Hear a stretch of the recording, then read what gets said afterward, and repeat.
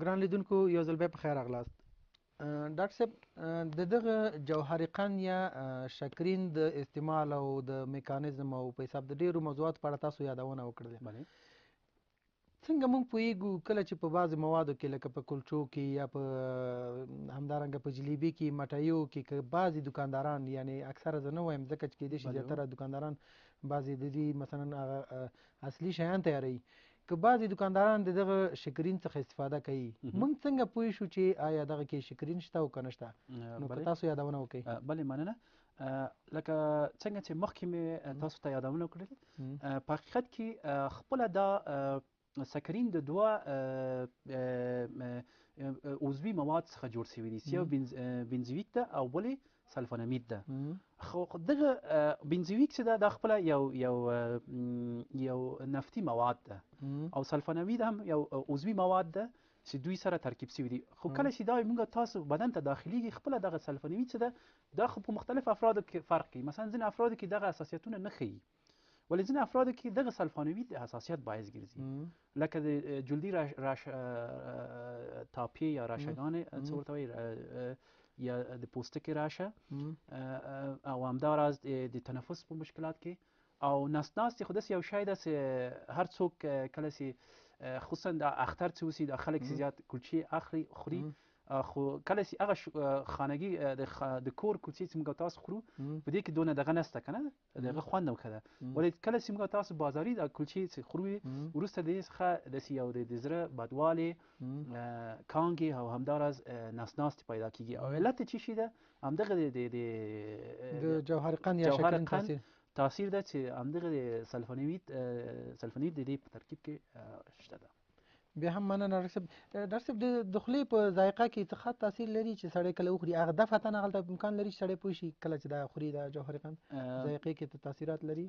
په خولې ذایقه کې دونه تاثیرات نه لري ځکه چې د دې خوند د بورې سره تقریبا یو شی ده. کله چې د هضمي د لارې دوران ته جذبیږي په دغه حالت کې بیا خپله دا تاثیرات کیږي. همدارنګه زموږ ګران لیدونکو د مختلفو ځایونو ټلیفونونه کړي دي او دغه ټلیفونونه مختلفو موضوعاتو په اړه په حساب پوښتنې کړي دي.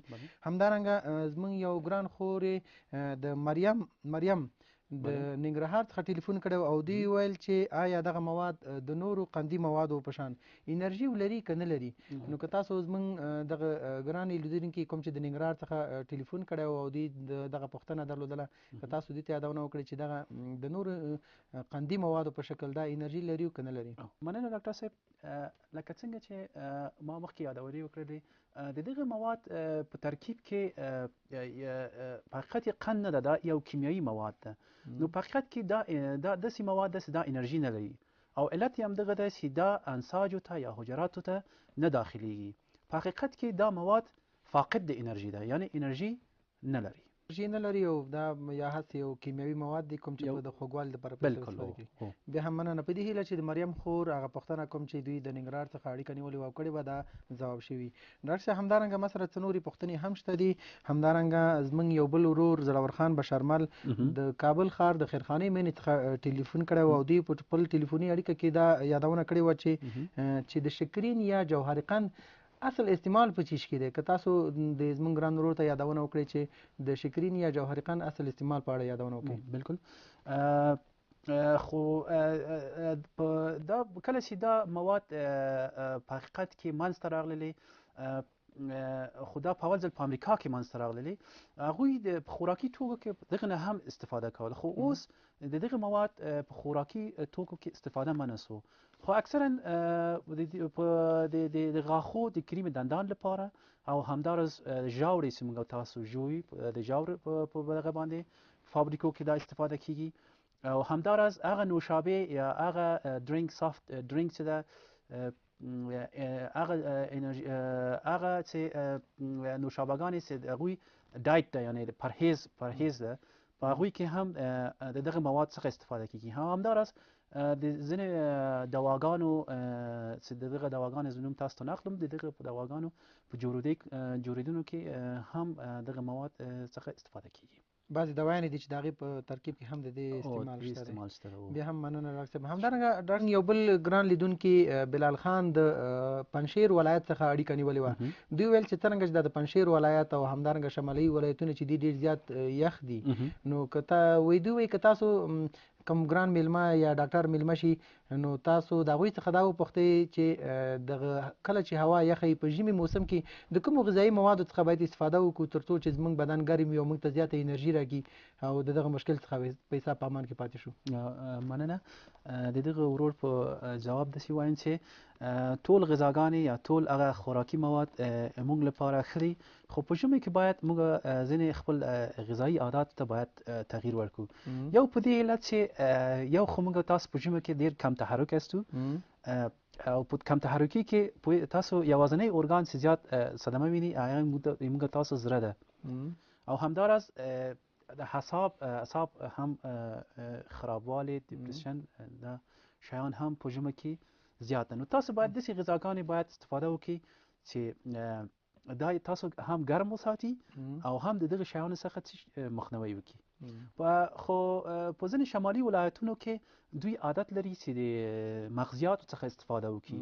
مثلا دوی توتان چهارمغز سره یو ځای کوي، خو دا یو ښه شی ده، خو زه غواړم چې دا ووایم چې دا باید لږ نور شیان ته متنوع شي. مثلا څه شی؟ مثلا توت کله چې توتان ورسره ګډېږي، چهارمغز لږ ورسره زیات وي، همداراز بادام او نور داسې څلور پنځه مغزیات سره یو ځای شي او دوی باید ترې استفاده وکړي. خصوصا دا چهارمغز باید زیات وي، ځکه چې دا چهارمغز په ترکیب کې ایچ ډي ال شته.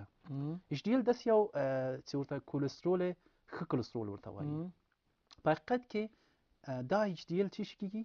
دا د رګونو د پاکوالي باعث ګرځي. په حقیقت کې دا رګونه صفا ساتي. نو زیاتره زموږ ګران دوستان بعضې یادونه کوي چې دغه چهارمغز وخورئ، په دې سره ستاسو د وینې چربي دغه کومه چربي چې د انسان د وجود لپاره مضره ده په یعنې په نقص تمامېږي، هغې کموالي سبب ګرځي. د کموالي سبب نو همدا علت دی چې دې کې دا ایچ ډي ال موجود دی. ایچ ډي ال موجود ده، همدغه ایچ ډي ال او د دې باعث ګرځي چې باید.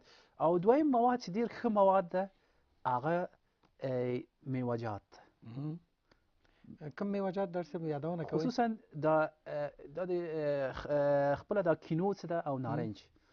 ویټامین سی د ویټامین سی یو غټ دکان ده په حقیقت کې.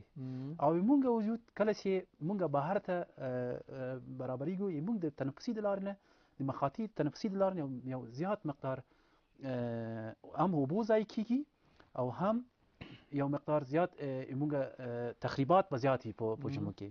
او همدغه ده چې خپله ویټامین سی دغه تخریبات اعاده کوي، بیرته جوړوي. بیا هم مننه ډاکټر صاحب. ګران لیدونکو، تاسو هم کولی شئ چې په آینده کې موږ ته ټلیفونونه وکړئ او همدارنګه زموږ ګران میلمه چې هر ډاکټر موږ سره میلمه وي هغه به انشاءالله تاسو ته یو منظم او په کوم شکل سره چې ضرورت یې هماغه شکل سره تاسو ته ځواب درکړي او تاسو پوښتنو ته به انشاءالله جوابونه درکوو. نو تاسو هغه ټلیفون شمیرې کوم چې ستاسو د تلویزیونونو په سکرین باندې ښکاري په هغې باندې موږ سره اړیکې ونیسئ او خپلې پوښتنې مطرح کړئ. انشاءالله په آینده پروګرامونو او خپرونو کې به ما تاسو ته انشاءالله د یو متخصص ډاکټر په مرسته هغه ځواب کړو. بیا هم ډاکټر صاحب مننه که چیرې په آخر کې کوم پیغام لرئ نو زموږ د تلویزیون ټولې کمرې ستاسو په اختیار کې دي، نو مهرباني. مننه تاسو ډاکټر صاحب، تاسو نه او تاسو ګرانو لیدونکو څخه او تاسو تخنیکي همکارانو نه او همداراز د جندون تلویزیون څخه چې ما ته دعوت ورکړلی.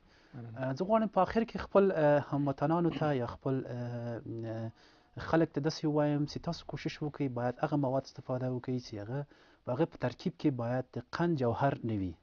او دویم ما توصیه خپل هیوادوالو ته دا ده چې خصوصا د دکاندارانو ته دوی باید خلک صحت ته باید ډیر پام وکړي او دوی نه باید خپل په خوراکي توکو کې دغه مواد استفاده وکړي. مننه. بیا هم مننه ډاکټر صاحب.